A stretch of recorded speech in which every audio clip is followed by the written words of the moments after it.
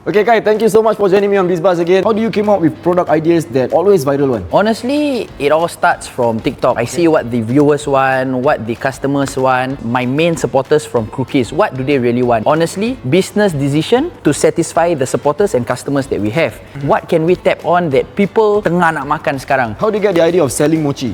We wanted to go to Japan with the intention of fashion shopping. But during that point of time, waiting for our flight to Japan, we realized that there was a lot of mochi desserts going online. We, Flamboyant Goons, always wanting to be different, we tried to think of something else, which was Crunchy Mochi Bombs. Crunchy Mochi, I believe, originally comes from Japan. And while we went there, we tried to look for street food vendors to actually guide us on some details. Bersyukur sangat to the, I would call him the master, who actually taught us a little here and there. What makes you plunge into F&B? It was actually a blessing in disguise. I actually met up so-called enemy kat Geylang Ramadan Bazaar. I terserempak dekat kedai, so I called him out. When I called him out and actually had a chat with him, the boss of the shop came by. He was actually my old friend in the past. So he brought me to his shop and I realized there was one empty space where he wasn't selling anything. So I asked him, what are you doing with this tiny table? Why not even sell mineral water with it? Do something with it. And he was like, you sell your own thing. So I said, hey, this better not be a joke, man, because I was really at my downfall. I was at my last cents in the bank. I told him directly, I said, no, man, I got no money at all. I can't do this. Bro, okay, tell you what, why not? You don't need to come out any money. You just come by, sell your stuff. When you have the money, why not pay the electrical that we haven't paid for? I asked my wife, hey B, you know what? I want to try this. This is our last cents. This is our last hope. Do we want to try it? And she was so supportive. She was so understanding. So she was like, okay, come, B, let's do it. My wife got into the R&D right at that night